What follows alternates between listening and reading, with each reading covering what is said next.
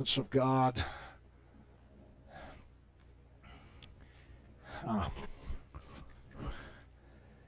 Oh. Good morning and welcome. It's good to be together. Just want to make one little mention to you about the double portion. Be very careful about the double portion. I want to give you just a little warning about the double portion. I was with the Lord and I said, okay, I'm going to give this. And the Lord said, no, you're not. You're going to double it. I said, why? He says, double it. Be careful. All right, daughters, rise up. Oh, it's a kingdom moment, a kingdom time. Let's go back to the book of Judges, chapter 5, verse 6. In the days of Shamgar, Shamgar was a judge. The main roads were deserted. The travelers kept to pathways and winding roads. The roads were too dangerous for caravans. The travelers had to take the back roads. Another version says people walked on secret paths because they were afraid. This doesn't sound like God's people. This doesn't sound like the kingdom. Doesn't sound like the nation. Travelers went on the back roads because of Canaanite robbers on the highways. Wow. The next verse says, life in the unwalled towns came to a halt. In Israel, life came to a halt until I, Deborah, arose.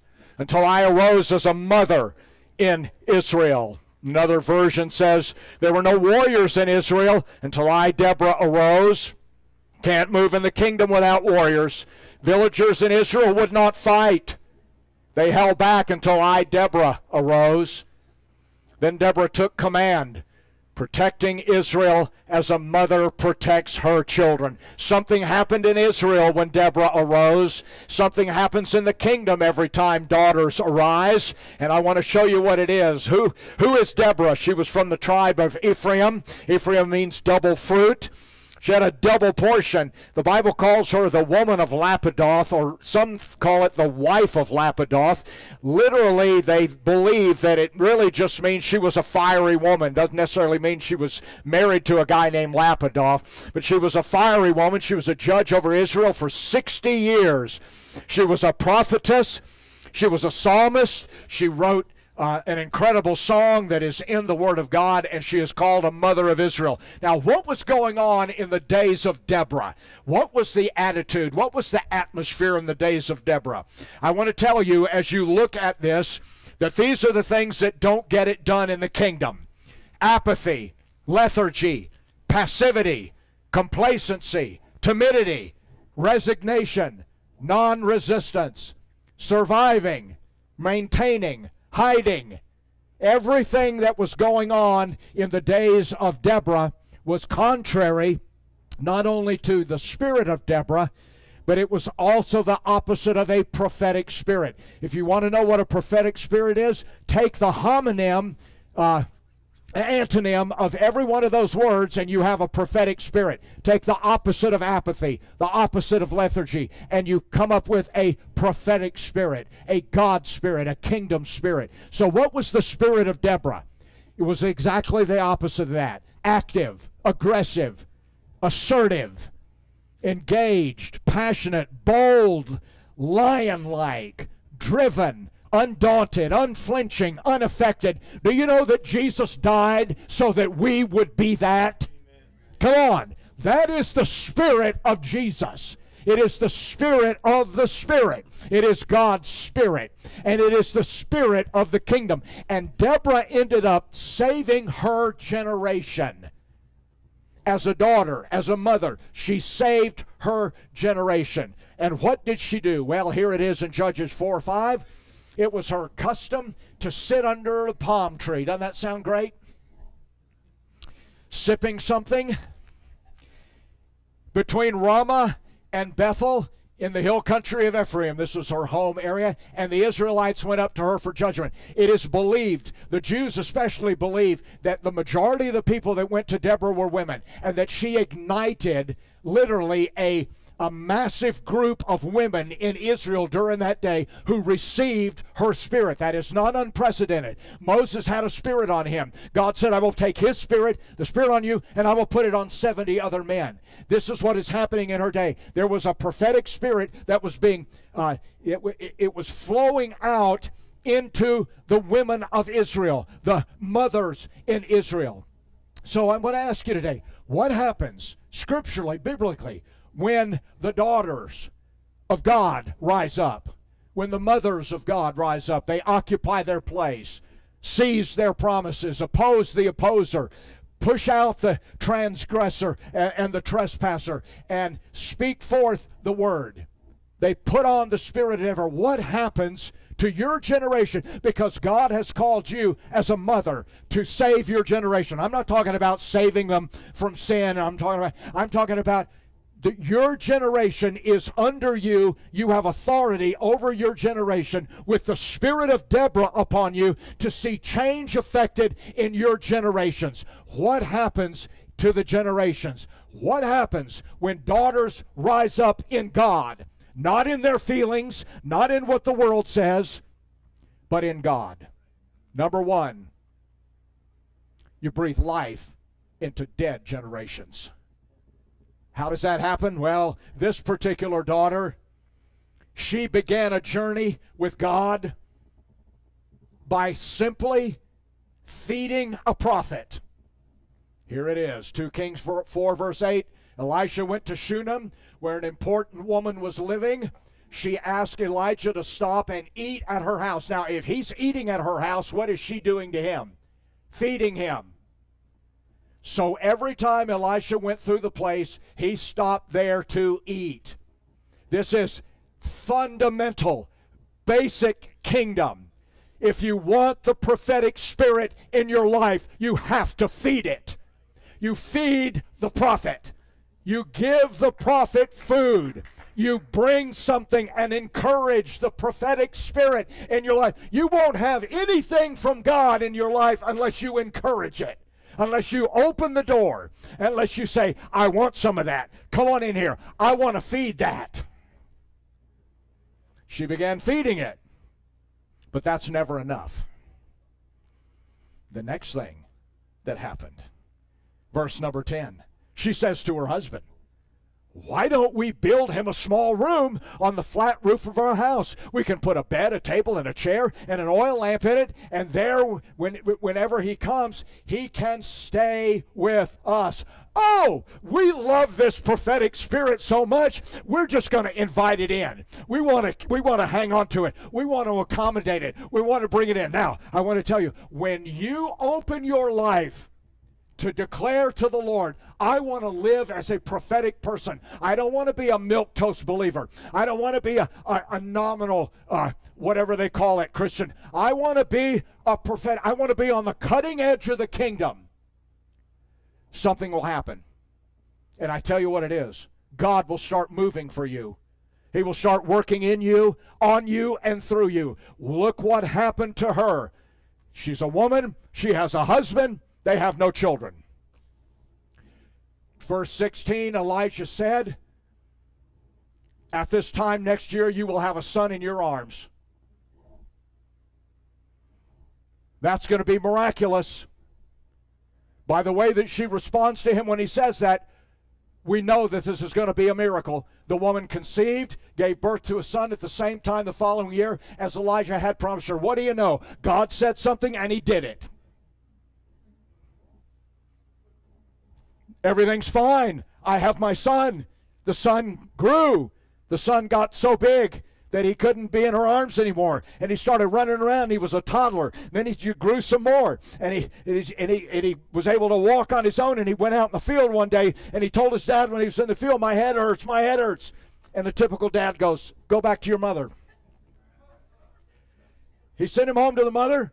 He comes into his mommy, my head hurts. She takes him to hold him. The child dies in her arms. The same child that God put in her arms died in her arms. Now, what you do next determines what happens to your generation. When you see your generation is dead and lifeless and inanimate, there seems to be no hunger for Jesus, nothing that would in any way portray the kingdom at all. In your generation, what do you do? Here's what she did. Verse 21. She carried him upstairs. Oh, she arose. She went upstairs. Now, this is no small task, carrying her child upstairs to Elisha's room, and she laid him across the bed. She put her dead generation on the prophet's bed.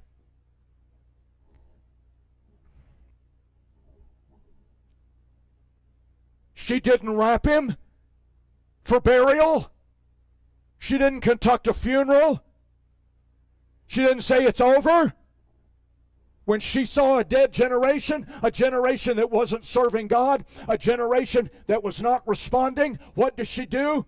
She puts it in a prophetic place.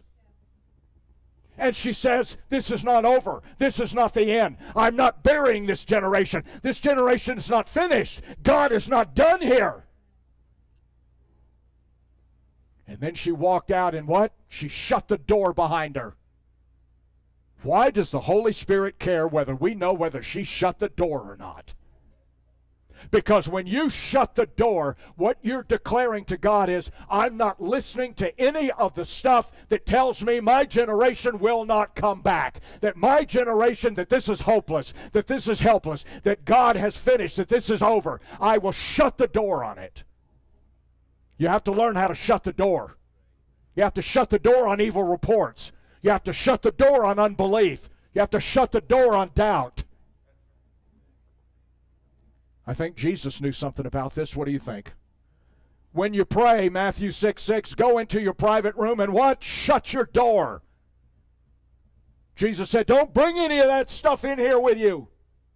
When you're coming in here, we're going to do the Word. We're going to walk in the Spirit. We're going to be out of the Spirit. Well, none of that stuff out there matters when you're coming in here to me, Jesus said. And you pray to your Father. Well, she went to find the prophet.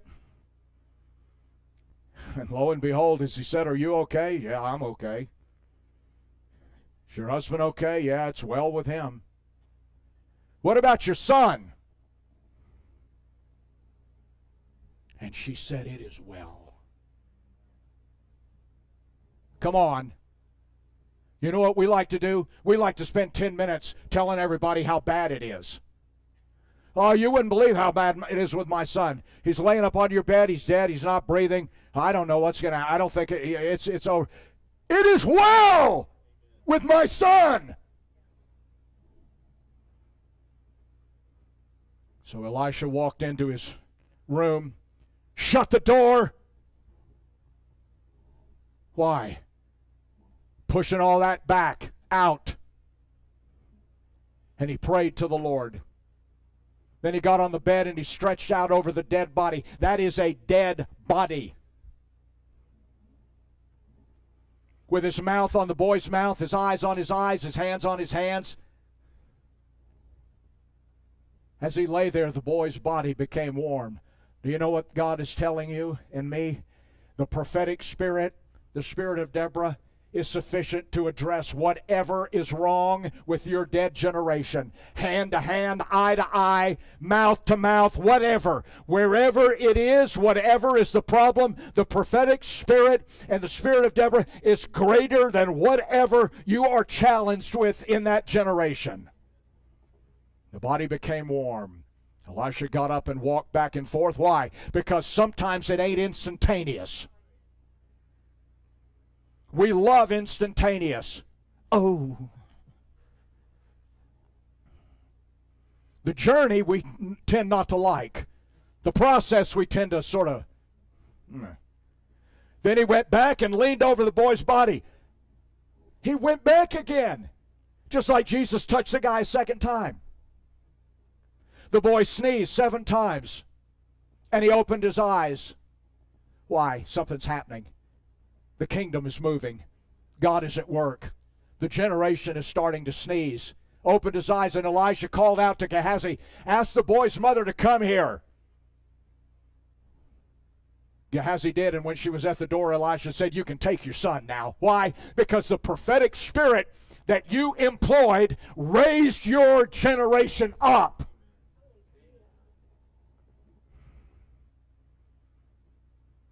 When you have a dead generation that's not responding to the gospel, not responding to the Spirit, doesn't seem like there's anything happening, a prophetic Deborah spirit will raise it up. Come on. Well, I like that one. Let me give you one more, since that one was so popular. Here's another one. This is the only other one. You better like this one.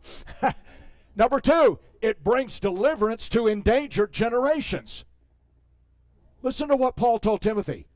Understand that the last days will be dangerous times. That means that there are a lot of people who are in danger. Dangerous times, perilous times. People will be selfish and love money. Well, we know about that. There will be kind people who will brag and who are proud. Yeah. They will slander others. They will be disobedient to their parents. They will be ungrateful, unholy, unloving, contrary, critical. Gee, he's read our mail. They will be without self-control and brutal, and they won't love what is good. Now, Paul said 2 things. Number 1, the closer we get to the end, the more dangerous it is. Always, the closer you get to the end of your promise, the more danger it is. The closer you get to the end of the age, the more dangerous it is. The closer you get to the revelation, the closer you get to the answer, the closer you get to the manifestation is always the most dangerous time. The most dangerous hour in Jesus' life was Gethsemane. But he's also saying this. All of those things that he lists are what put you in danger. So if I'm unholy, unloving, ungrateful, contrary, critical, without self-control, brutal, and I don't love what is good. Oh, and notice this one. If I'm disobedient to my parents, what's that doing in the list? I wonder.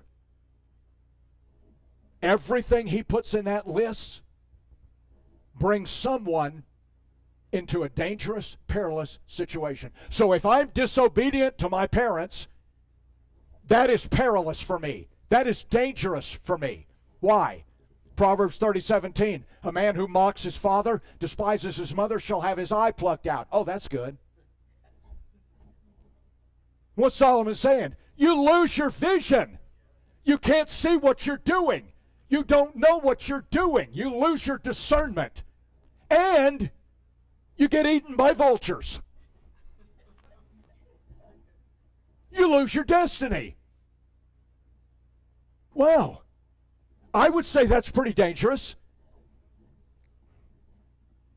Here's the order of God. Ephesians 6, obey your father and your mother and you'll have a long and happy life. Didn't say obey your father and mother if they're nice people. Didn't say obey your father and mother if they are worth obeying. If you've deemed them honorable, he says honor. Honor them. I honored my father plenty of times when he wasn't very honorable. Big deal. You honor. Why? Because it's the order of God. Because of what happens to you. Look at this. Proverbs 23. Don't fail to correct your children. You won't kill them by being firm. Man, if there's ever a generation that needs to hear that, it's this one. Wow. Never mind. Oh. You see these videos, these little reels and stuff, and they make fun of this current generation.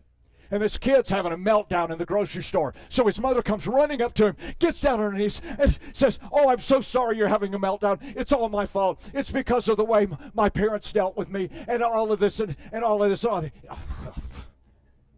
And look at this. It may even save their lives. Oh, so maybe my child's life is in danger. Any generation that doesn't serve Jesus is in danger. Any son or daughter that is not walking with Jesus is in danger. They may be nice people. They may go to church on Easter and Christmas, but they're in danger if they're not walking with Jesus. And that includes my own 3. Look at Deuteronomy 28. You will have sons and daughters, but you will not be able to keep them. But they will be captured and taken away. Sons and daughters are going into captivity on a regular basis. Here is one other translation of that. They won't be yours for long, but they will be taken away as prisoners. Prisoners to what? Prisoners to their own devices, prisoners to their own will, their own desires, prisoners to their own thoughts, their own wants. Well, I want to be me. I want to do this. I want to do that. Yeah, you're a prisoner. So what does it take to rescue an endangered generation? Here it is right here. Solomon's got the answer.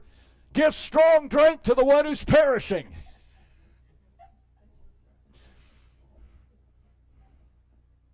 I didn't say it, he did it. What's he mean? Fill him full of whiskey? Well, we know that doesn't work. Everybody's tried that. He's saying it takes strong medicine to get somebody out of peril. It can't be mamby-pamby. It has to be prophetic, with an edge. There was a daughter. Her name was Bathsheba. She had a son. His name was Solomon. And one day, she got this prophetic word.